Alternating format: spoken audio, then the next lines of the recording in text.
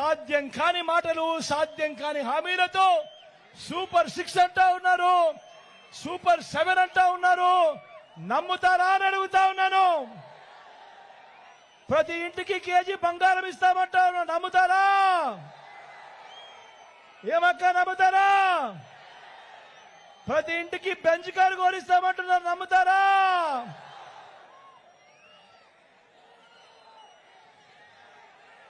ఆలోచన చేయమని కోరుతా ఉన్నా.